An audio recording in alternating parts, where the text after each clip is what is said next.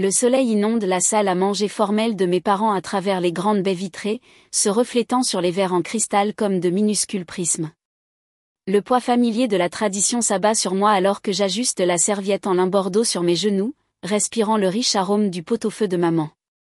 Papa se tient au bout de la table en acajou poli, découpant la viande avec une précision exercée, chaque tranche tombant parfaitement sur la porcelaine Wedgwood qu'il réserve pour les réunions du dimanche. Juste un petit morceau pour moi, papa, dis-je, le regardant ignorer ma demande et placer une portion généreuse dans mon assiette.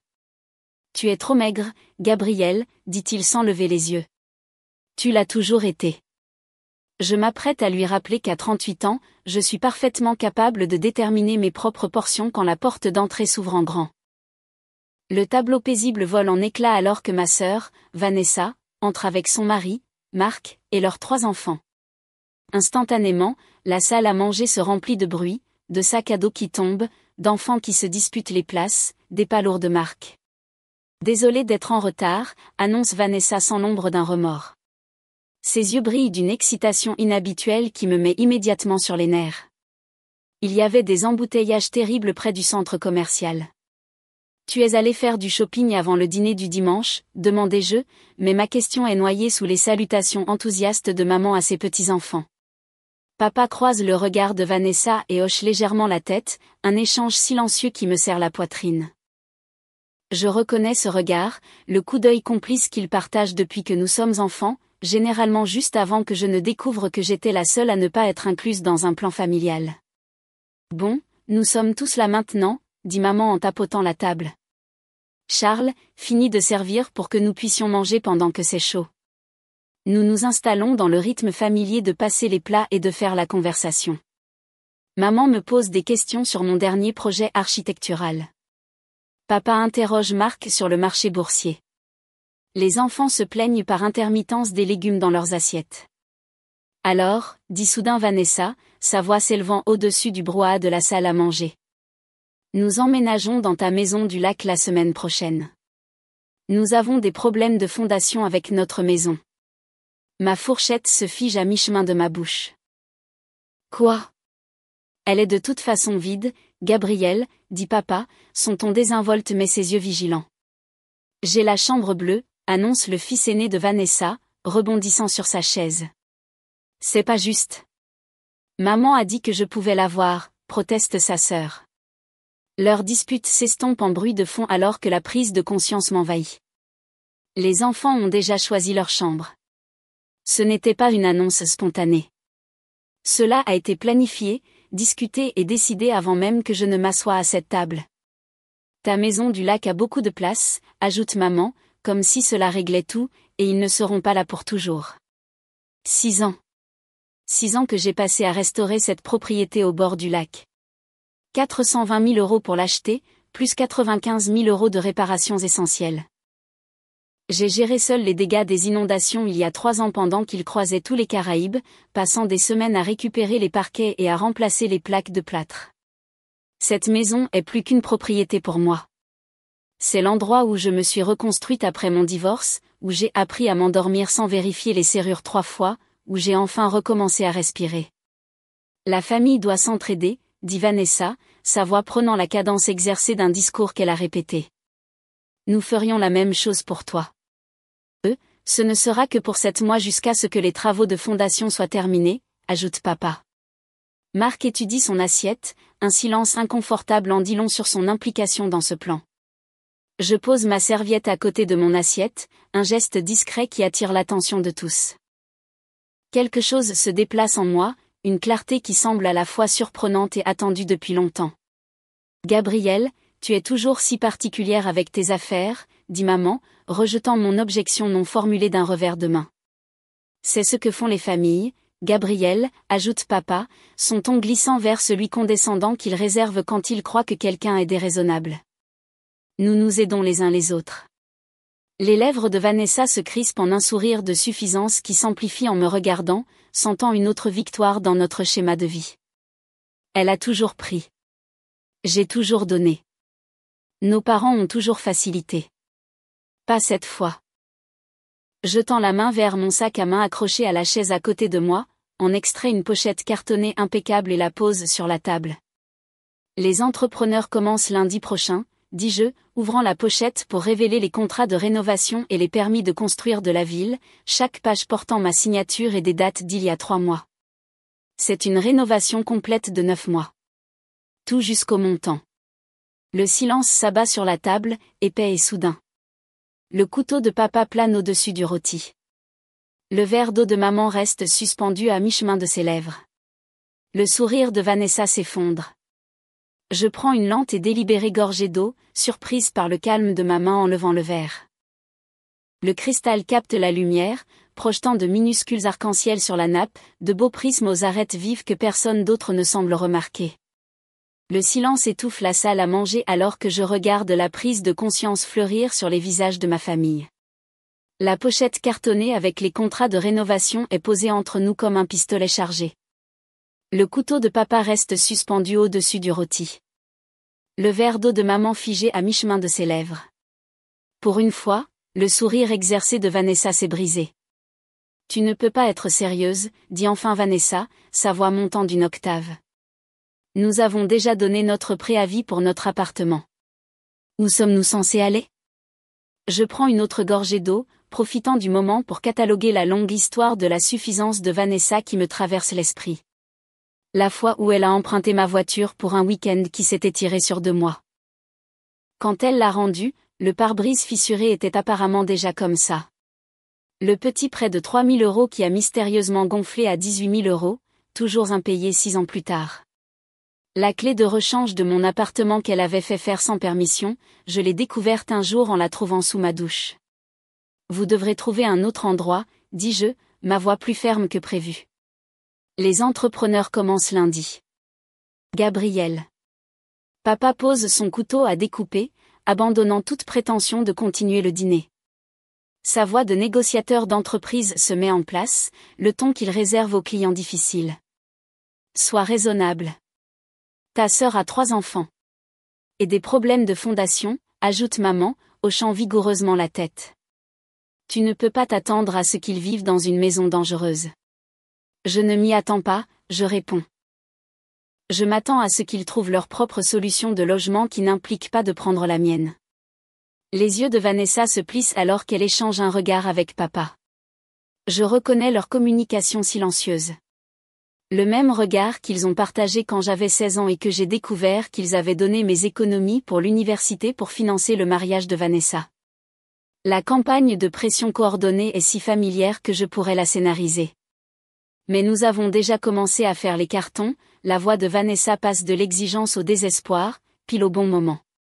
Le camion de déménagement est prévu pour lundi matin. Cela brisera le cœur de ton père, murmure maman, tendant la main vers celle de papa en signe de solidarité théâtrale. Mon téléphone vibre sur mes genoux. Un texto de Miguel, mon entrepreneur. Tous les matériaux livrés.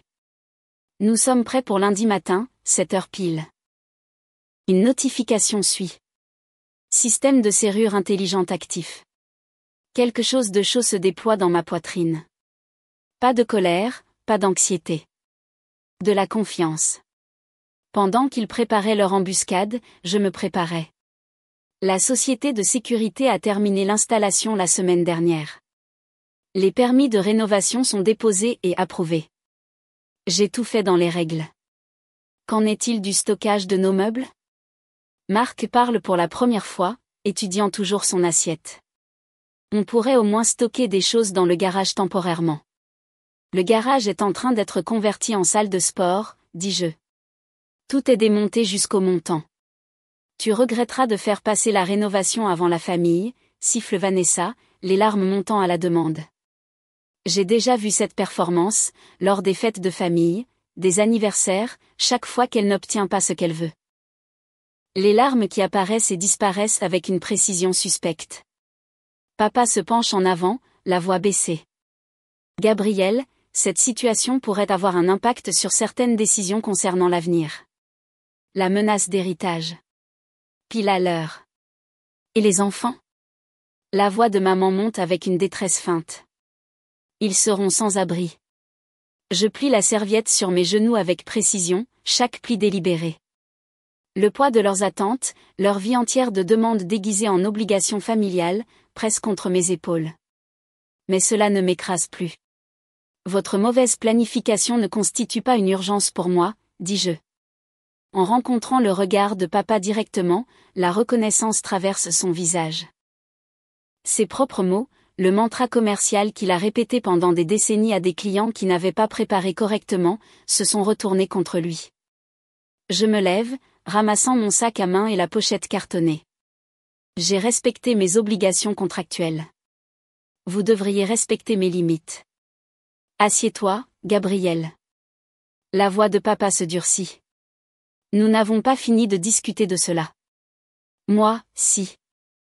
Le fils aîné de Vanessa lève les yeux de son assiette, déconcerté par la tension. Mais j'ai déjà dit à mes amis pour ma nouvelle chambre dans la maison du lac. Ce n'est pas ta chambre, dis-je doucement. Et ce n'est pas ta maison du lac. Je me dirige vers la porte, mes pas résonnant sur le parquet. La famille s'agite derrière moi, un chœur de protestation et de demande. Je ne me retourne pas. La porte d'entrée se referme derrière moi avec un léger clic qui semble plus décisif qu'un claquement. Dehors, l'air d'automne emplit mes poumons. Je marche vers ma voiture, ignorant le rideau de la salle à manger qui frémit alors que maman me regarde partir. Mon téléphone s'allume avec le numéro de papa avant même que je ne sois sortie de l'allée.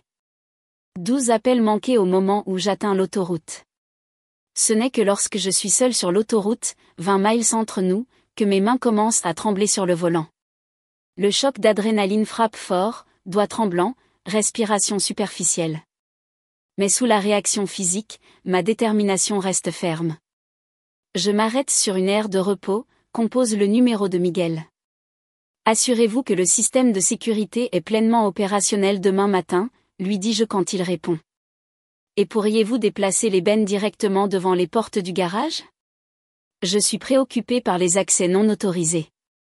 Déjà prévu, répond-il, et j'entends le sourire dans sa voix. Après ce qui s'est passé avec les réparations des dégâts des inondations, j'ai pensé que votre famille pourrait tenter quelque chose. Je serre plus fort le téléphone. Il se souvient. Quelqu'un se souvient comment j'ai géré seul les réparations d'urgence il y a 3 ans, quand la famille était trop occupée à croiser les Caraïbes pour aider. Les serrures sont changées, continue Miguel. Et nous avons des caméras à tous les points d'entrée. Le tremblement dans mes mains s'estompe.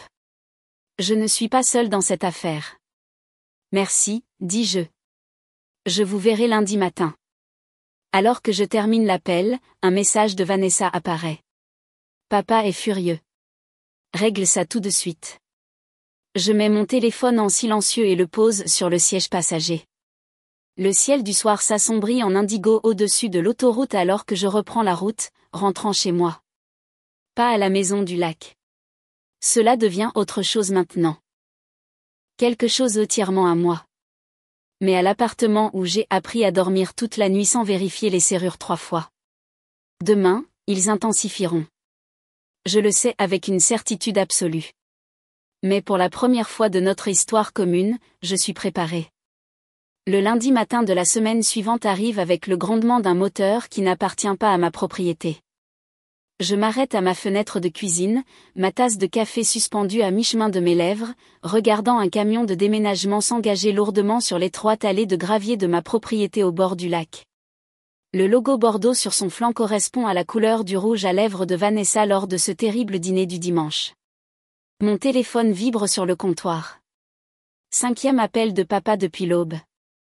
Je le réduis au silence sans regarder, rassemblant le dossier de permis que j'avais montré à la famille ce dimanche-là. Son poids dans mes mains est différent maintenant. Substantiel. Comme une armure plutôt que du papier. Au moment où j'arrive à la maison du lac, Ray et son équipe de construction ont déjà établi un périmètre de cône de sécurité orange. Des tréteaux bloquent l'entrée de l'allée, forçant le camion de déménagement à rester au ralenti sur la route. Je me gare derrière le pick-up de Ray et descends dans l'air vif de l'automne qui porte l'odeur de pin et d'échappement de tronçonneuse. Mademoiselle Leclerc, Ray hoche la tête, presse-papier à la main, flanquée de 6 ouvriers en casque de chantier. Nous avons affiché les permis de démolition comme requis.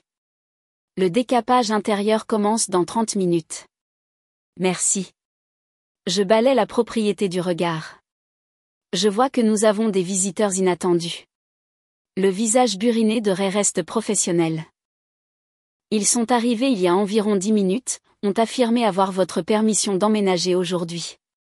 La porte du camion de déménagement s'ouvre.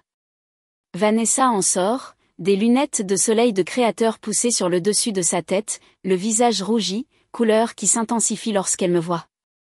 Qu'est-ce que c'est que ça? Elle s'approche de moi à grands pas, pointant du doigt l'équipement de construction.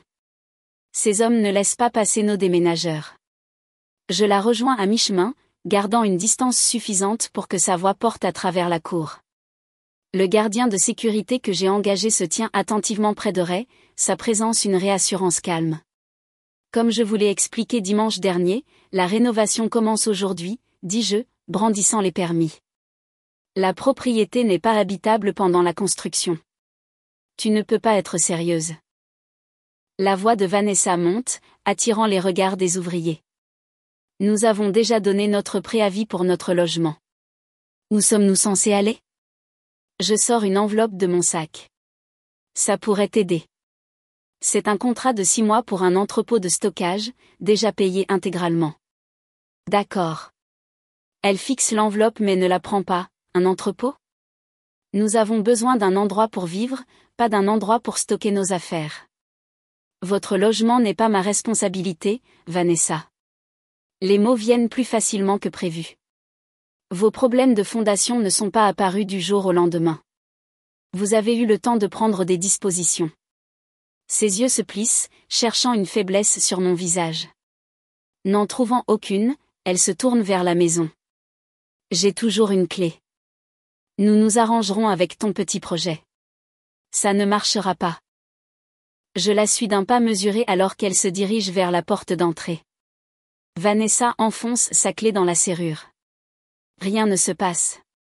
Elle essaie à nouveau, en tournant plus fort. Bienvenue chez Système Sécurité Maison, annonce une voix robotique depuis le petit haut-parleur à côté de la porte.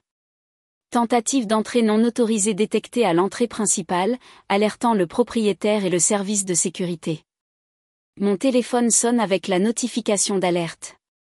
Vanessa se tourne vers moi. Tu as changé les serrures? La semaine dernière, je hoche la tête vers les caméras de sécurité discrètement montées sur la ligne de toit.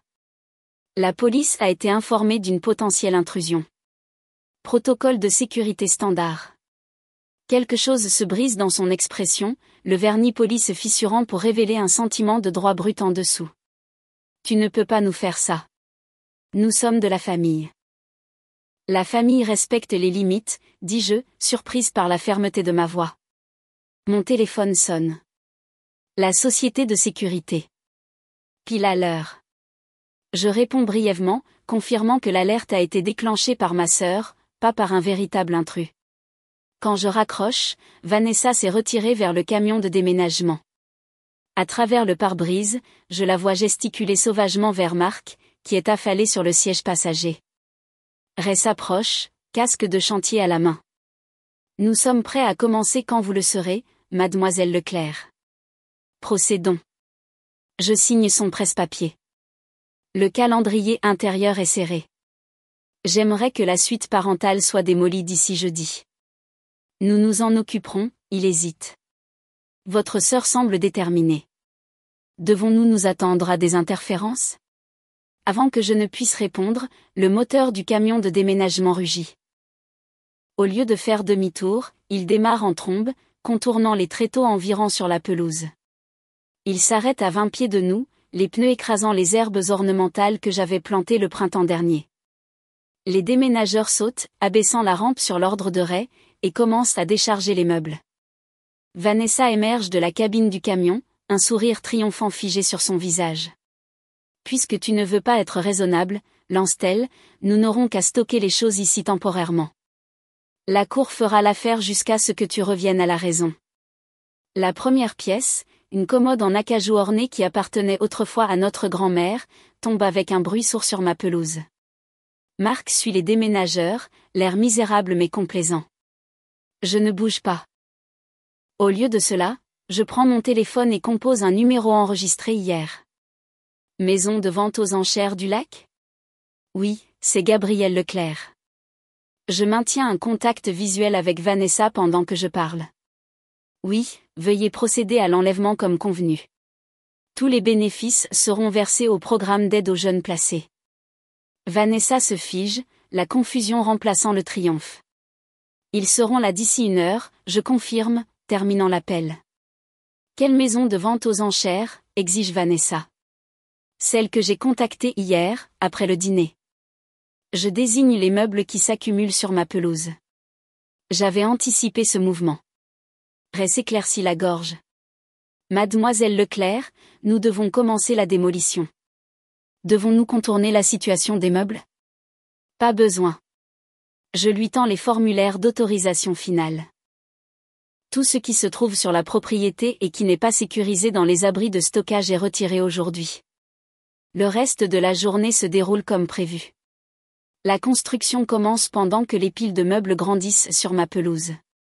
Vanessa alterne entre menaces et larmes. Marc finit par la convaincre de partir, promettant qu'ils reviendront demain pour régler ce malentendu. 2 jours plus tard, mercredi, je reçois l'appel que j'attendais. Je suis debout dans ce qui était autrefois la suite parentale, tandis que les ouvriers enlèvent les dernières plaques de plâtre, révélant les montants nus en dessous. Espèce de garce sans cœur. La voix de Vanessa explose à travers mon téléphone. Le camion de la vente aux enchères à tout prix. C'était des meubles de famille. Je sors pour mieux entendre par-dessus le bruit de la construction. Alors il n'aurait jamais dû être abandonné sur une propriété qui ne vous appartient pas, son cri résonne à travers le téléphone, mais quelque chose a changé en moi. Le calme que je ressens n'est pas forcé, c'est devenu mon état naturel. La limite que j'ai établie me semble juste. Nécessaire. J'ai conservé toute la documentation, je lui dis quand sa diatribe s'apaise. Photos des meubles abandonnés sur une propriété privée. Images de vidéosurveillance d'une tentative d'entrée non autorisée. Le rapport de police concernant les avertissements d'intrusion. Le silence à son extrémité en dit long. J'ai informé la société de gestion immobilière des visiteurs autorisés, je continue. Vous êtes les bienvenus pour prendre rendez-vous pour voir l'avancement de la rénovation, avec préavis. Maman et papa viennent te raisonner, dit-elle enfin, la voix cassante de fureur. Je consulte ma montre, puis jette un coup d'œil au contremaître qui me fait un pouce levé. Timing parfait, laissez-les voir exactement ce qu'ils ne peuvent pas me prendre. Alors que je raccroche, les ouvriers commencent à démanteler ce qui aurait été la suite parentale revendiquée par Vanessa. Le marteau de démolition s'abat sur le mur restant, la lumière du soleil inondant soudainement l'espace à travers le cadre nouvellement exposé. Pour la première fois depuis des années, je peux respirer profondément ici, l'air sans la sueur de bois et la possibilité au lieu de l'obligation. Le système de sécurité sonne, m'alertant de l'approche de véhicules sur la propriété. Je sors sur le porche, plan de construction à la main, regardant la voiture de mes parents s'arrêter à côté de l'équipement de construction. La démolition des murs de la suite parentale se termine avec un timing dramatique parfait. Je me tiens debout, encadré par la lumière du soleil, traversant les poutres en bois nus, prête à les accueillir selon mes propres termes. Je redresse mon casque de chantier et ajuste mes lunettes de protection, un sourire flottant aux commissures de mes lèvres. Mademoiselle Leclerc, où voulez-vous que les plaques de plâtre soient empilées, crie Rico, le chef de chantier. Le long du muret, je réponds, pointant vers ce qui était autrefois le buffet antique de ma grand-mère. Assurez-vous de le couvrir s'il y a des risques de pluie. Papa et maman sortent de la voiture comme des explorateurs prudents marchant sur un terrain étranger. Le visage de papa se durcit alors qu'il examine l'équipement de construction éparpillé sur ce qui était autrefois une pelouse soignée. La main de maman vole à sa bouche tandis que ses yeux balaient la propriété. Que as-tu fait? La voix de papa porte à travers la cour, rivalisant avec la scie circulaire qui hurle à travers le bois à proximité. Je marche vers eux à pas mesurés, mes bottes de travail crissant sur le gravier. Je vous l'ai dit. Rénovation de 9 mois. Tout jusqu'au montant. Ils me suivent par la porte d'entrée, et leurs pas hésitent au seuil de ce qui était autrefois le salon. Poutres apparentes. Cheminée éventrée. Sous-plancher révélé là où le parquet poli brillait autrefois. C'est de la folie, murmure maman, sa voix à peine audible par-dessus la radio de l'entrepreneur qui joue du rock classique. Tu l'as détruit. Ah. Je le reconstruis, je la corrige. Ma vision? Mon calendrier. Papa examine l'espace éventré, ses yeux d'homme d'affaires calculant. Gabriel, c'est excessif. Arrête ça maintenant et nous pourrons encore prendre des dispositions pour la famille de Vanessa. Je ris, le son rebondissant sur les montants exposés. Ça n'arrivera pas, son visage s'assombrit d'une tempête familière. Tu n'as jamais compris l'obligation familiale. Je peux te rayer entièrement du testament. La menace plane dans l'air. Il y a 6 mois, cela m'aurait blessé, m'aurait fait courir pour l'apaiser. Maintenant, je me contente de hocher la tête. Tu l'as déjà fait, dis-je calmement. Quand j'ai refusé de cautionner l'affaire immobilière ratée de Marc l'année dernière. Maman halète. Le visage de papa perd ses couleurs. Vanessa l'a mentionné lors de l'une de ses tentatives pour obtenir de l'argent pour leur mise de fonds, j'explique, ramassant un jeu de plans sur une table de fortune. Elle a dit que tu avais déjà réécrit le testament pour protéger les biens familiaux. Ces mots, pas les miens. Les yeux de maman se remplissent de larmes, le genre manipulateur qui aurait autrefois sapé ma détermination. Gabriel, s'il te plaît, pense aux enfants. Je le fais, je réponds, me tournant vers Rico. Comment avance le coin lecture des enfants? Les meubles intégrés sont encadrés, répond-il, hochant la tête vers le coin le plus éloigné. Ça devrait ressembler exactement à vos designs. Je regarde la confusion fleurir sur le visage de ma mère. Pour le programme d'aide aux jeunes placés, j'explique, le même qui a reçu les 12 000 € de la vente aux enchères des meubles. Les yeux de papa se plissent. Vanessa a dit que tu avais vendu des meubles de famille. Des meubles laissés sur une propriété qui n'était pas la sienne, je le corrige. La maison de vente aux enchères a tout documenté. Processus très public. Maman agrippe le bras de papa. Charles, elle nous a fait passer pour des horribles. Les gens parlent. Je sors mon téléphone, ouvrant les réseaux sociaux pour leur montrer les messages supprimés de Vanessa concernant sa famille sans abri et la réponse communautaire qui a suivi, louant ma donation. La honte publique ne fonctionne pas quand les gens connaissent la vérité, dis-je, remettant le téléphone dans ma poche. Papa redresse ses épaules, passant en mode négociation. Discutons des options, alors. Peut-être que nous pouvons trouver un compromis. Je note le changement des exigences à la discussion. Un progrès, aussi petit soit-il. La rénovation continue comme prévu, je réponds, désignant un ouvrier retirant soigneusement de vieilles photos de famille d'un mur prévu pour la démolition demain. Mais je suis prête à aider Vanessa à trouver un logement alternatif dans son budget. Le ton de maman passe de l'indignation au respect prudent. Ce serait apprécié. Mon téléphone vibre avec des notifications. Société de sécurité confirmant qu'il n'y a pas eu d'autres tentatives non autorisées depuis la semaine dernière.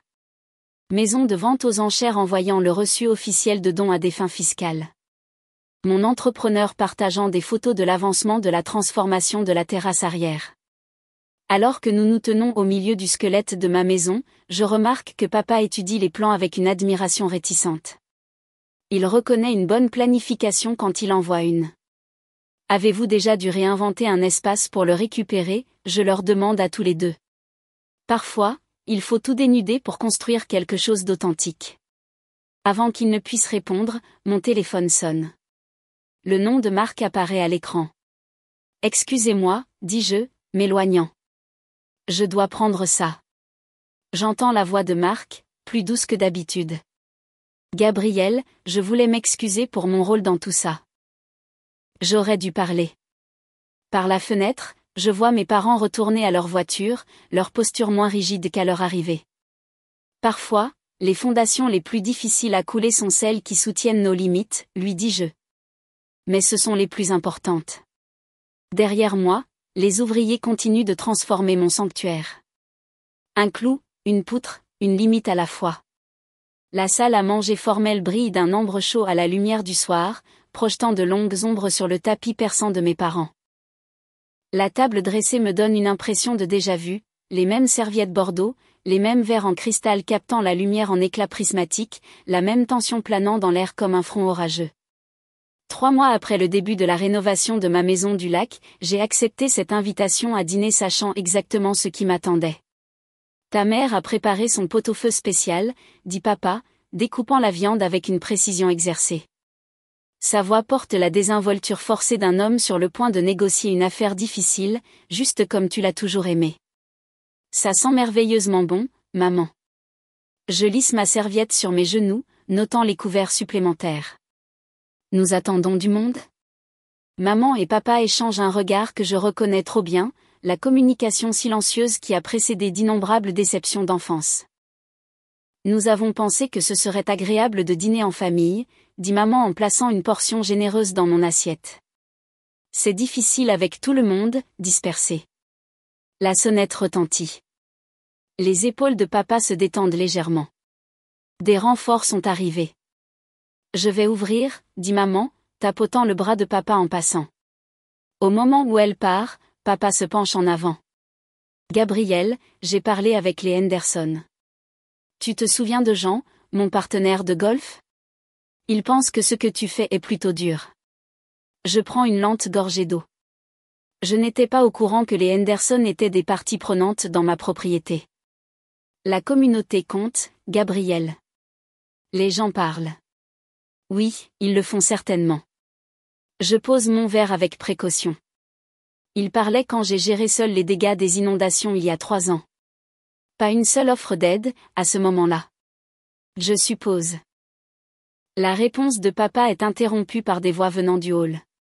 Maman revient avec le pasteur Williams, le conseiller spirituel de longue date de notre famille, non moins par hasard, quelqu'un dont j'ai toujours respecté l'opinion. Gabriel, si agréable de vous voir. Le pasteur Williams prend le siège à côté du mien. Votre mère me dit que vous avez été très occupé avec des rénovations. Des transformations, je confirme, reconnaissant la mise en scène. Mes parents ont toujours excellé à créer l'apparence de jurys impartiaux. Maman serre le pasteur Williams avant de reprendre sa place. Nous discutions de l'harmonie familiale, n'est-ce pas, Charles ? Papa hoche la tête, découpant sa viande avec une précision chirurgicale. Et comment certaines décisions pourraient encore être ajustées pour le bien commun. Les enfants manquent à leur tante, ajoute maman, sa voix tombant dans ce registre particulier qu'elle réserve aux leviers émotionnels. La famille doit rester unie, surtout dans les moments difficiles. Je remarque que mes doigts se sont serrés autour de ma fourchette.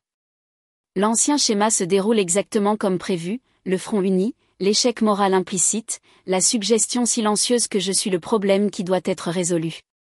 En parlant de famille, continue papa. Les Foster ont dû aider la famille de leur fille l'année dernière, ils ont ouvert leur maison pendant 8 mois pendant leur désastre de rénovation. Barbara dit que cela les a rapprochés. La pression monte par petits incréments, chaque exemple, chaque comparaison implicite, le rappel subtil de ce que font les bonnes familles. Je tends la main vers mon sac à main, en sortant ma tablette. J'aimerais vous montrer quelque chose, dis-je, ma voix ferme alors que je déverrouille l'écran. Puisque nous parlons de rénovation. La première photo apparaît, ma maison du lac avec des échafaudages l'enlaçant comme une cage protectrice. Je glisse pour montrer l'intérieur, vidé jusqu'au montant, des ouvriers visibles en casque de sécurité et en équipement de protection. C'était le premier jour, j'explique, continuant de faire défiler le parcours chronologique de la rénovation, et c'était la semaine dernière. Le pasteur Williams se penche en avant, sincèrement intéressé. Mon Dieu, quelle transformation! Les dernières photos révèlent des espaces méconnaissables par rapport à leur état antérieur. L'aménagement à 4 chambres est devenu un moderne 3 chambres avec un bureau privé surplombant l'eau. Des baies vitrées encadrent désormais la vue sur le lac. Des poutres en chêne récupérées traversent des plafonds voûtés correspondant au plancher en bois massif sur mesure en dessous. C'est la suite parentale, j'explique, montrant la pièce qui figurait autrefois en bonne place dans les plans de Vanessa. Le balcon était un défi structurel, mais valait chaque centime pour cette vue du lever du soleil. La fourchette de maman s'arrête à mi-chemin de sa bouche. C'est complètement différent. C'était le but. Je glisse vers un autre dossier, ouvrant un document de calendrier. Voici le calendrier du projet, créé il y a 5 mois. Et voici l'évaluation de la propriété, montrant l'augmentation de valeur projetée, 40% au-dessus de l'évaluation précédente. L'expression de papa change subtilement, l'homme d'affaires en lui reconnaissant une solide stratégie d'investissement malgré lui. Il ne s'agissait jamais de refuser Vanessa, dis-je, ma voix mesurée alors que je posais la tablette sur la table. Il s'agissait d'honorer mes propres plans, des plans que j'ai faits bien avant sa crise de logement opportune. Venez, dis-je. Je sors un autre dossier. J'ai aussi quelques photos plus anciennes dont vous vous souvenez peut-être. Ou peut-être pas, puisque vous étiez tous en croisière dans les Caraïbes à ce moment-là. Les photos des dégâts de la tempête apparaissent, ma maison du lac avec de l'eau jusqu'au premier étage, des meubles flottants, des murs montrant déjà des signes de moisissure. 28 000 € de réparation d'urgence, je continue, affichant les reçus et les factures des entrepreneurs. Voici les messages textes de cette semaine-là. Ceux où j'ai demandé de l'aide et où on m'a dit que tout le monde était trop occupé. Le visage de maman pâlit. Papa étudie son assiette avec un intérêt soudain. Respecter les limites n'est pas de la cruauté, dis-je dans le silence. C'est l'âge adulte. Les épaules de papa s'affaissent légèrement, un geste si subtil que je l'aurais manqué avant. Pour la première fois, je le vois non pas comme le patriarche de la famille, mais comme un négociateur qui reconnaît que sa position a été déjouée. J'aurais dû aider avec ses réparations, dit maman doucement. Pas de qualification, pas d'attentes attachées. Peut-être les premières excuses sincères que j'ai jamais entendues de sa part. La porte d'entrée s'ouvre, brisant le moment. Vanessa entre d'un air vif, les joues rougies par une indignation vertueuse, s'attendant clairement à trouver le front uni habituel contre moi. Sa démarche hésite lorsqu'elle observe le tableau, le silence pensif de nos parents, l'expression réfléchie du pasteur Williams. Ma tablette, affichant des preuves plutôt que des émotions. Que se passe-t-il, demande-t-elle, la confusion remplaçant la confiance. Maman a dit que nous discutions de la situation de la maison du lac. Nous le faisions, je confirme, me levant et rassemblant mes affaires. J'ai partagé l'avancement de ma rénovation. Quand elle sera terminée dans 6 mois, vous êtes tous les bienvenus pour visiter en tant qu'invité, avec préavis. J'extrais une carte d'invitation formelle de mon sac à main. La pendaison de crémaillère est prévue pour le 12 mars. J'espère que vous y assisterez tous. La question reste en suspens alors que je me dirige vers la porte, qui viendra, et à quelles conditions. Je repars avec un calme surprenant, regardant la maison de mes parents s'éloigner dans le rétroviseur. Devant, le crépuscule s'installe sur le lac, et j'imagine ma propriété illuminée par les lumières de la construction, la transformation continuant, quel que soit celui qui en sera témoin. Pour la première fois de ma vie d'adulte, je ne ressens ni culpabilité ni obligation, seulement la certitude tranquille que la paix n'exige pas la capitulation. Parfois, elle exige de prendre position. La lumière du soleil danse sur le lac, projetant des reflets de diamants sur le plafond de ma chambre. 6 mois se sont écoulés depuis cette embuscade du dîner du dimanche, et la transformation de ma maison du lac est enfin achevée. Je tiens une tasse de café entre mes paumes, savourant le calme matinal sur mon balcon. Aucune voix n'exige mon attention. Aucune obligation n'encombre mes pensées. Juste le doux clapotis de l'eau contre le quai et le chant des oiseaux du vieux chêne que j'ai refusé d'enlever pendant la construction. En dessous de moi, la cuisine professionnelle brille avec des accents de cuivre et des plans de travail en bois récupérés. Le week-end dernier, j'ai invité des amis à dîner, servant du vin dans des verres que j'ai choisis, pas hérités. Les rires ont résonné dans des pièces autrefois destinées aux enfants de Vanessa. La salle de sport occupe ce qui aurait été sa suite parentale, mon rappel quotidien que prendre soin de soi n'est pas égoïste. Mon téléphone sonne. Un message de Rachel, mon entrepreneur devenu ami. Toujours pas croire que nous avons réussi ça. Meilleur projet de tous les temps. Je souris, me souvenant de son expression stupéfaite lorsque j'ai exposé ma vision pour la première fois. « Tu veux vider une maison parfaitement bonne ?» avait-elle demandé. Maintenant, elle amène des clients potentiels pour voir ma maison avec permission. Toujours avec permission. La sonnette interrompt ma rêverie.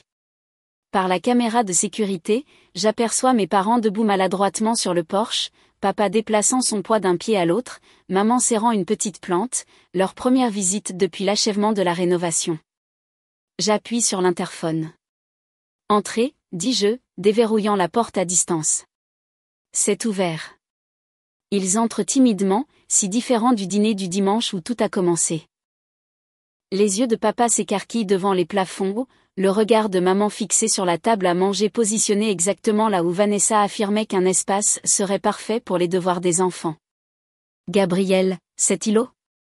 Papa s'interrompt, à court de mots pour la première fois de sa vie. Remarquable, termine maman, posant son offrande, une petite plante de jade, sur la table d'appoint. Vraiment remarquable. Je sers du café dans des tasses faites à la main, les regardant cataloguer les changements. Maman s'attarde près du mur de photos, images de mes randonnées, de projets architecturaux et de baignades au coucher du soleil. Pas un seul portrait de famille parmi eux. C'est ce que je suis devenue, dis-je simplement, répondant à la question qu'elle ne pose pas. Papa hoche la tête, son œil d'homme d'affaires notant la qualité de l'artisanat. Tu as créé quelque chose de remarquable ici, admet-il, faisant écho à maman sans s'en rendre compte. La reconnaissance douce amère plane entre nous, une croissance qui a exigé de la distance. Plus tard, j'organise un rassemblement impromptu. Rachel apporte du champagne. L'entreprise de sécurité envoie un panier cadeau avec une carte indiquant « Pour notre client le plus respectueux ». Le propriétaire de la maison de vente aux enchères passe, partageant fièrement des photos du centre communautaire meublé avec les meubles abandonnés de Vanessa. Le directeur du programme d'aide aux jeunes placés a pleuré quand nous avons tout livré, me dit-il, il a dit que c'était leur premier ensemble de meubles assortis. Mon téléphone sonne avec un message de Vanessa.